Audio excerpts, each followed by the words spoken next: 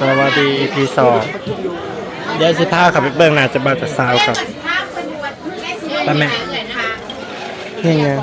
เขาบ่กินเบียร์เขาบ่กินเบียร์คอลลาเจนก็บ่กินกาแฟก็บ่เอา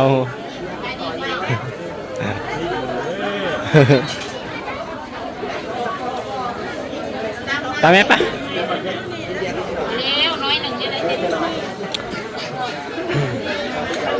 ตามจอกก่อนแม่ตามจอกเขาจะตามกันเลยเย็นไหมของเจ้าก็เย็นไหมเรื่อง1 2 3 4เจ้าเอากาทักทายสบายดีอีกคนหนึ่งพี่น้องเนาะบรรดาแขกหรือว่าญาติพี่น้องพวกเขาทุกภาคส่วนเนาะที่ได้ฟิกเซิร์นมาร่วมในงานสิริมงคลสร้างครอบครัวใหม่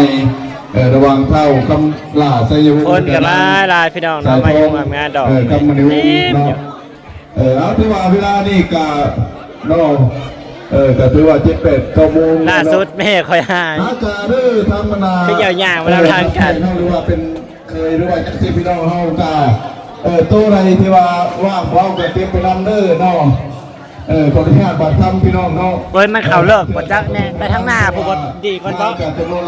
ในงานไปเข่าเบอร์เจ้าสาวก่อน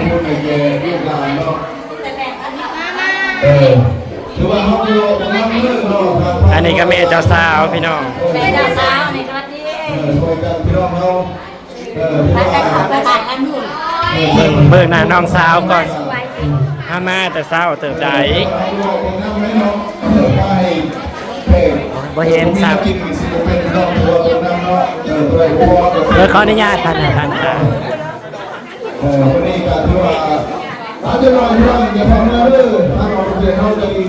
จริงให้จะสาวหันหน้ามาแน่บ่เห็นหน้าจะสาว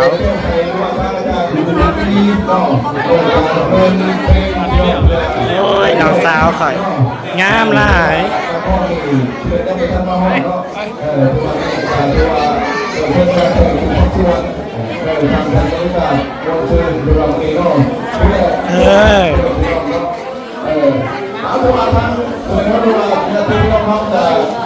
ต้องตัดดูแลคนได้รับทานอาหารพร้อมกับที่จะนำเลือดเนาะเราไม่จะนำสวยแล้วก็ทำให้ดูแบบนี้ไปนี่บอสเราบริเทอขึ้นมา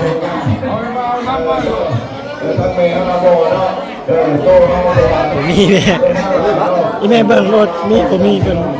ตัวนี้ก็มีหลายงานบนไปโลก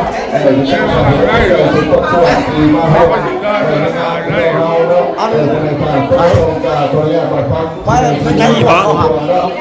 มีจะไปหามีจะไปเซ่ที่ไปซีดไหนจังหวะรูปใบเนื้อมาซื้อนี่แม่เป็นมารถแม่เป็นมารถใช่มาต้องเปลี่ยนกระจายไม่มาเลย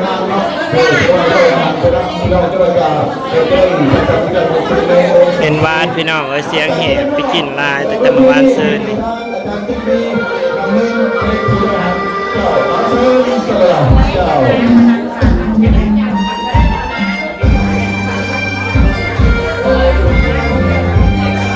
เพลงขึ้นแล้วปะนี่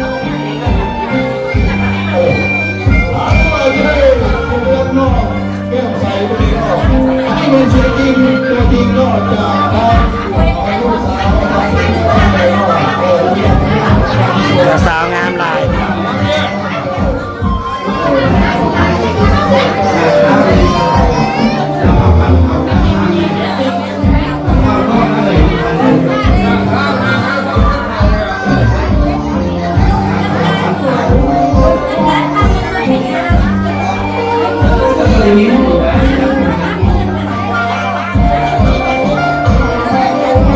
บ่ได้มุมสามพี่น้อง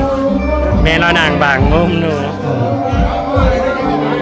บ่ได้มุมจะบ้าซ้ำเรามัดแค้นแล้วสะก่อนพี่น้องเสียวผ้าควันเขาห้องฮออะไรแบบนี้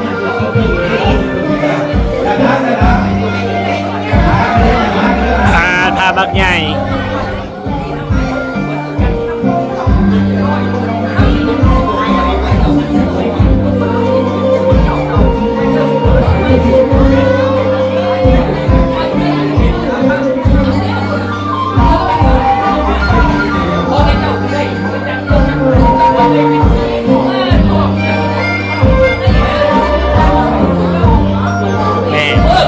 พ่อจะบ้าไปใส่พ่อจะสาวไปใส่เถอะ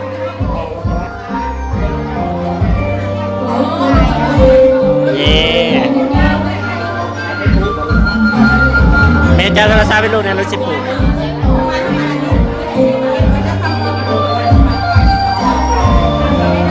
สีขับไปผูกแขนน้องสาวก่อนพี่น้องเดี๋ยวจับรถเฮ้ยนี่ก็เอาขับไป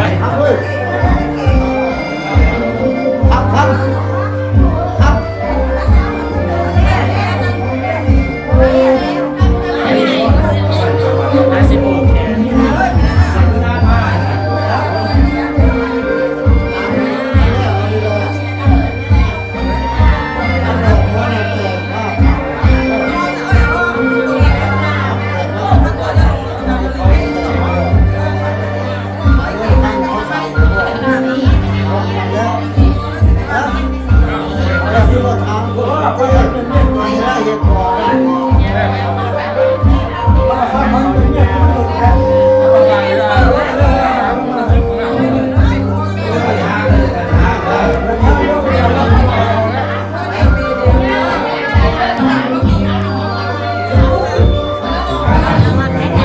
ออกไปซอยดอกแล้วก็สิเมื่อไว้พี่น้อง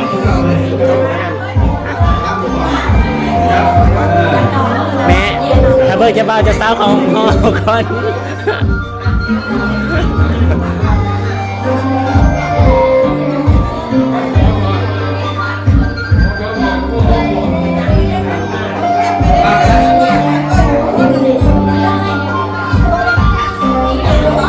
อยากเพลงยังดอกเปิดก็ได้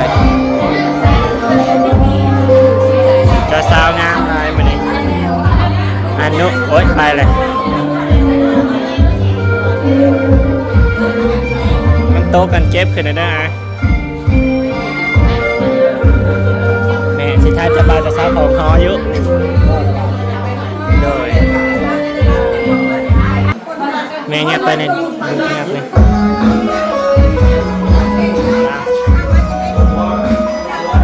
เพิ่นสียาก็เพิ่นจะยังยังแม่บอกบอกซ้อนจะบ่าวจะสาวบอกซ้อนเคยตอนแม่ลงรถบ่ถ่าเลยสวยเลยที่ขาบ้านใหญ่ต่อเด้8 โมงกว่าแล้ว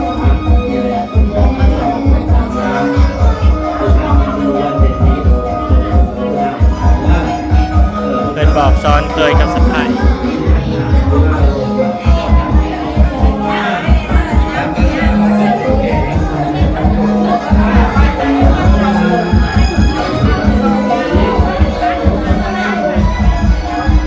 โอ้ยเหิน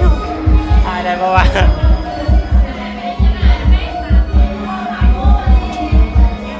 ไงห้องฮอนี่ห้องฮอเลิศค่ะ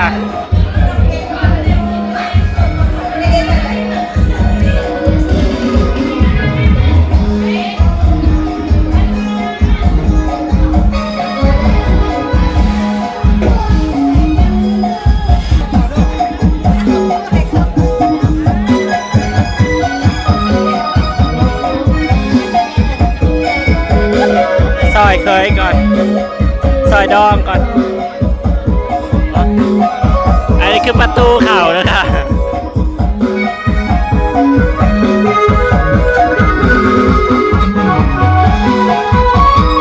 อันนี้ก็จะเป็นน้องสาว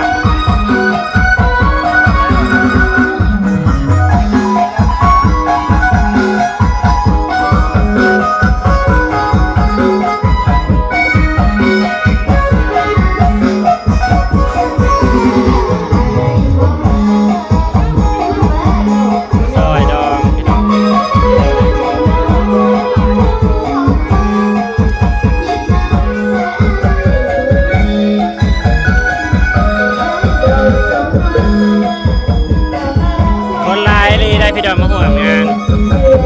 พี่ดอกสังเกตเห็นอะไรไหมหัวเขาน่ะสายตาสแลนน่ะพญาซอยงานเสร็จเรียบร้อยพี่น้องเนาะซอยงานแล้วนะครับกัสซิเดเมื่อสีขาวไปเฮือนปะว่าต่ออีกเพราะว่ามาคอเขาสิมาคอน้องสลายเนาะ คนร้ายพี่น้องเลยแต่ละแม่คอยใส่เดี๋ยวเราไปเจอกันอยู่เพื่อนเปล่าอะไรกันเนาะพี่น้องคลิปถัดไปเนาะ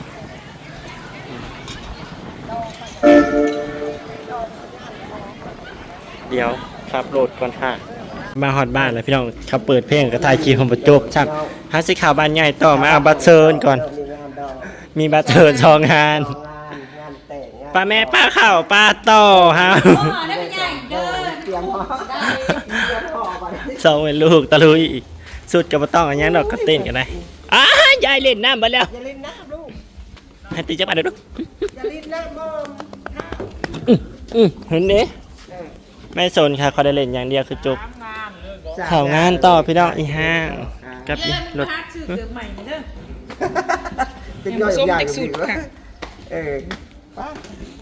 สนย่องมันก็ใส่บ่ได้บ่มีเบอร์ตีนหนู โอ้ยบัตรตลาดประชอมันบ่มีสิ มันมีแต่40ตีนหนู42จะเจนเอาได้สนะเนาะ